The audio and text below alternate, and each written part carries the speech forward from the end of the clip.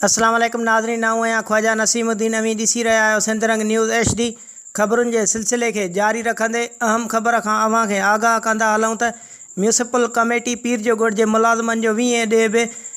मुतालबनि जी मनता लाइ आफ़ीस खे ताला हणी एहतजाज कयो वियो आहे। एहतजाज जी अॻुवाणी सैयद मसूद शाह राशिदी, अज़ीज़ घुमरो, नादर अली बबर,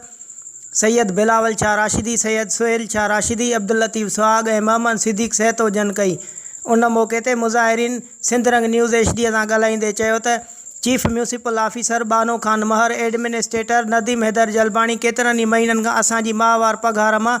FBR जे नाले ते 5,000 खां 25,000 ताईं ज़बरदस्ती कटौती करे रहिया आहिनि। असां पंहिंजे हक़ हासिल करण लाइ एहतजाज शुरू कयो आहे त हू करप्ट ऑफिसर असां एहतजाज कंदड़नि मथां ॾमिर जी कूड़नि केसनि में फासाइण जूं धमकियूं ॾेई रहिया आहिनि।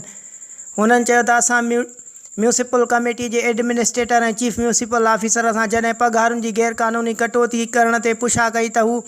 पहिरियां त मशिरजी पिया ऐं पोइ चवण लॻा त तव्हांखे 1 महीने जी पघार मां कुझु रक़म वापसि करियूं था,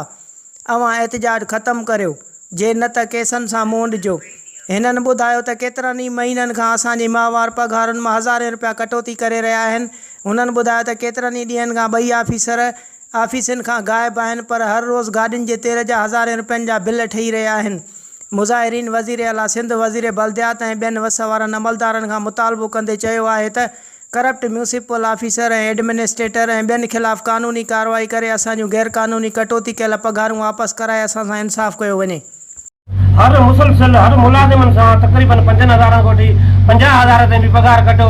कई थो वञे। मुतालबो इहो आहे, असां टाउन कमेटी पीर ॻोठ खां मुलाज़िम अॼु इनमें ॾींहुं असां एहतजाज ते वेठा आहियूं ऐं असांजो हिकिड़ो ई मुतालबो आहे पघार ऑफिसर असांजी बजट में अचे थी, पघार कटौती कयूं हलिया था वञनि ऑफिसर, जंहिंमें बानो खान महर आहे ऐं नओं असांजो ऑफिसर ईद ते आयो जेको सिंध हुकूमत असांखे तोहफ़ो ॾिनो नदीम जलबाणी, उन अचण सां अचे 10 लख करप्शन कई आहे पघार जी। कोर्ट जा मुलाज़िम आहियूं, असांजी तक़रीबन 12 महीननि खां असांजी पघार कटौती कई थी वञे, 5 खां 50,000 ताईं असांजी पघार कटौती कई थी वञे। असांजी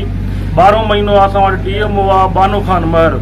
जंहिं ॾींहं खां बानो खान महर असां वटि MCA में आयो आहे पीर ॻोठ में, असां सां माटेली माह वारो सलूक कयो थो वञे ऐं हिननि मुलाज़िमनि खे ईद खां बि महरूम रखियो वियो आहे। ईद ते बि हिननि मुलाज़िमनि जी 40 खां 50,000 पघार हिननि जी कटी वई आहे। असां आला अदालतुनि खां,